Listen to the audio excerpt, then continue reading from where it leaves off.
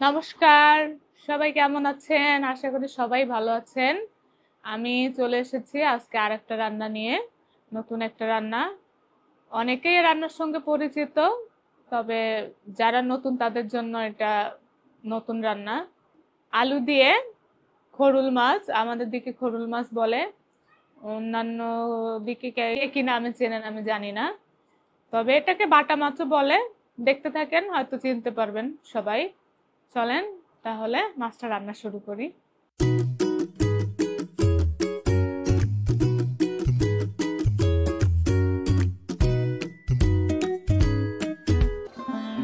এই যে আমার খরুল মাছগুলো, আমি এখন এগুলো কেটে ভালো করে ধুয়ে নেব। মাছের সাইজ বড়, এই কারণে আমি কেটে নিচ্ছি। যে আমার মাছ কাটা শেষ, আমি এটা পরিষ্কার করে ধুয়ে নিচ্ছি। একটু লবণ দিয়েও ধুয়ে নেবেন। এটাকে আমাদের দিকে বাগেরহাট অঞ্চলে আমরা খরুল মাছ বলি, কিন্তু অন্যান্য জায়গায় খরুম, খোল্লা বিভিন্ন নামে মানুষ চেনে। আবার অনেকে এক ধরনের বাটাও বলে। এটা আপনারা ভালো চিনবেন। এটা হচ্ছে জলের ভিতর ডুব দিয়ে মাথা উঁচু করে। এটা হচ্ছে নোনা পানির মাছ, অনেক স্বাদের। আমি এখন একটু লবণ দিয়ে ধুয়ে নেব। এই যে লবণ দিয়ে ভালো করে ঝাঁকে ঝাঁকে একটু সময় রেখে দিবেন। মাছের গায়ে যত ধরনের ময়লা থাকবে সব বের হয়ে যাবে। একটু সময় রাখতে হবে, তারপর আমি আবার ধুয়ে নেব। এই যে লবণ মাখানো হয়ে গেছে, আমার 10 মিনিট হয়ে গেল। আমি এখন ধুয়ে নিচ্ছি। ভালো করে ধুয়ে নিতে হবে। যে ডিম হয়েছে অনেকগুলো, আমার মাছের ভিতর ডিম হয়েছে। আমি ডিমগুলো বের করে রাখছি, তা নাহলে ধোয়ার সময় সব চলে যাচ্ছে। ডিমগুলো মাছ ভাজার সময় একসঙ্গে পরে ভেজে আমরা রান্নার ভিতরেই দিয়ে দিতে পারবো। এই যে দেখেন, মাছগুলো লবণ দিয়ে ধোয়ার পর একদম চকচক করছে। আমরা এখন হলুদ লবণ মাখিয়ে ভেজে নেব।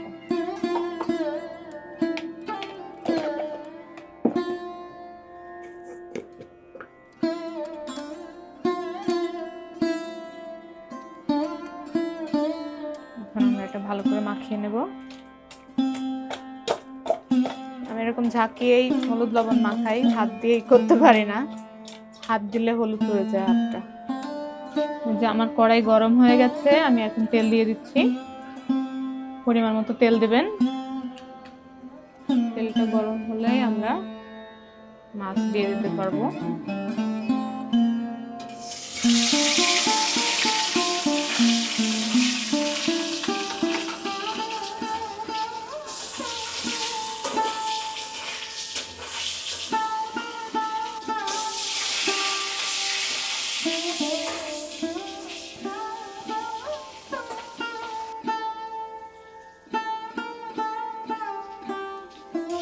এই যে আমার মাছগুলো প্রায় ভাজা হয়ে গেছে। লাল করে ভেজে নেবেন। বেশি ভাজতে হবে না, তবে আপনারা যদি কেউ কেউ পছন্দ করেন বেশি একটু লাল করে ভাজবেন, তাও এই মাছটা যেভাবেই করেন মজা লাগবে। আমরা মোটামুটি ঘরে মহিলারা এরকম রান্না করে থাকি, কিন্তু যারা নতুন তাদের অনেক উপকার হবে। আমার রান্নাটা, আজকে যে রান্নাটা অনেকই সোজা, যে কেউ সবাই করতে পারবে।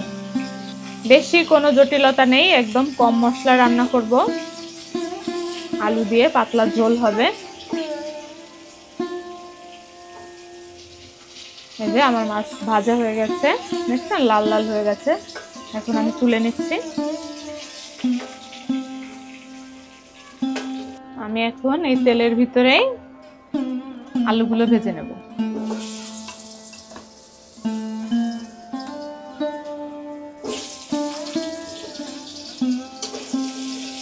একদমই সোজা রান্না, যে কেউ পারবেন।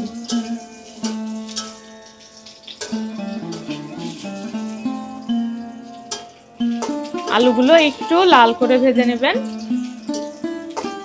ভেজে উঠিয়ে তারপরে মশলা কষাতে হবে। এই যে আমার আলু ভাজা হয়ে গেছে, আমি এখন তুলে নিচ্ছি। আমি আর একটু তেল দিয়ে নেব।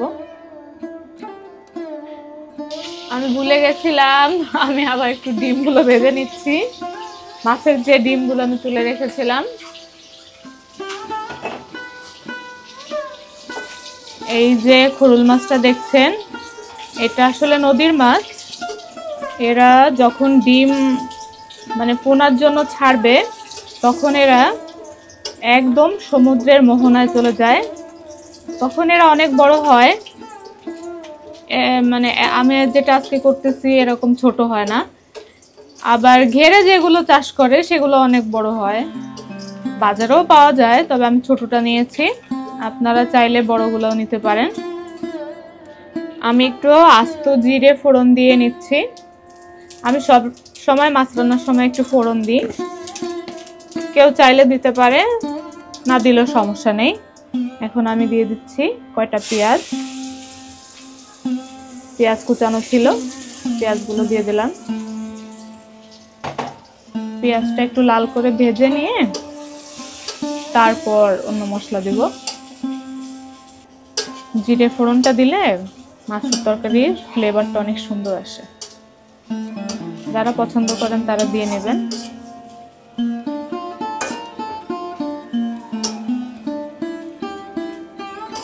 এই যে আমার পেঁয়াজটা একটু লাল হয়ে এসেছে, ভাজা ভাজা হয়ে গেছে। আমি এখন একটু জল দিয়ে দেব। আপনারাও জল দেওয়ার চেষ্টা করবেন, জলটা দিলে মশলা কষাতে সুবিধা হয়। আজকে যেহেতু কোনো বাটা মশলা নাই, সব গুঁড়ো মশলা, কারণ আমি একটু জল বেশি দিলাম। এখন আমরা সব মশলা দিয়ে দেব। 1 চামচ মরিচ, 1 চামচের একটু বেশি, যাদের মাছ বেশি তারা আর একটু বেশি দিবেন। মরিচ গুঁড়া, এখন দেব জিরা, জিরার গুঁড়া, আদা, 1 চামচ দিলেই হবে। আমি এখানে আজকে রসুন দিচ্ছি না। রসুনটা আপনারা দিতেও পারেন, নাও দিতে পারেন। রসুন না দিলেও মাছটা মজা হবে।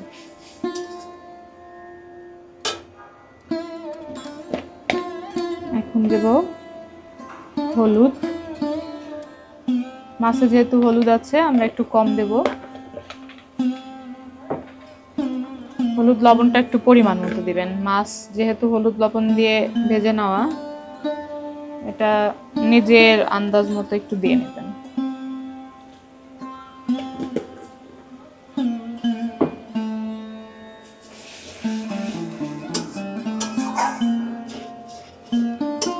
আমি এখানে আর কোনো মশলা দিব না,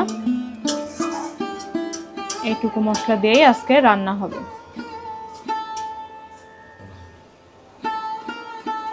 আমাদের মশলাটা প্রায় কষানো হয়ে গেছে। আমি এখন কেটে রাখা টমেটো দিয়ে দিচ্ছি।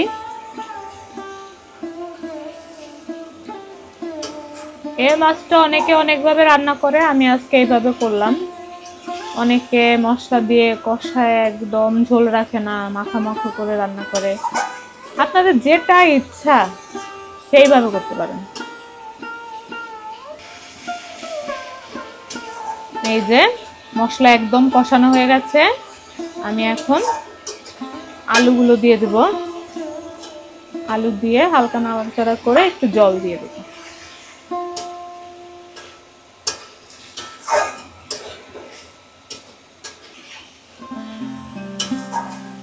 এই যে আলু দিয়ে একেবারে কষানো হয়ে গেছে সুন্দর মতো। এখন আমি জল দিয়ে দেব।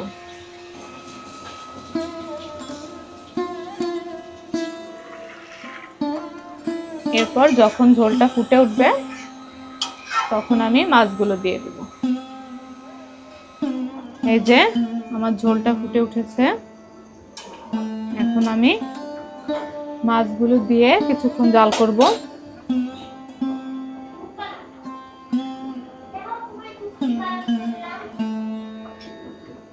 বাটিটা ধুয়ে একটু জল দিয়ে দিলাম।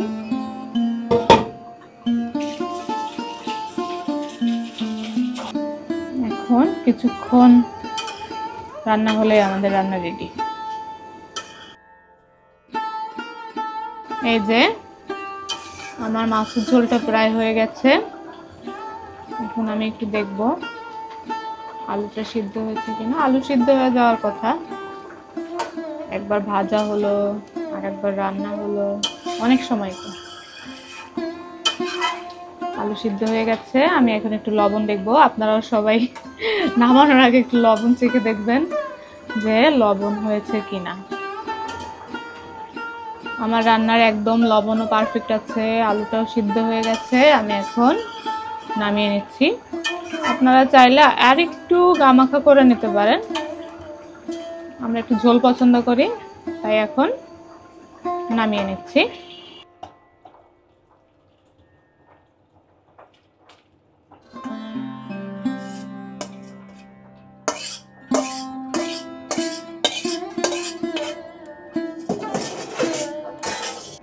এই যে আমার বাটা মাছ, খড়ুল মাছ, যে যে মাছে নামে ডাকেন, এটা রেডি। তবে আমার দেখে মনে হচ্ছে ভালোই হয়েছে। আর যারা এই মাছটা সম্পর্কে জানেন বা খেয়েছেন তাদের তো আর কিছু বলার দরকার নেই। তবে মাছটা সবাই একবার হলেও রান্নার চেষ্টা করবেন। যে কোনো মাছ আপনারা এইভাবে রান্না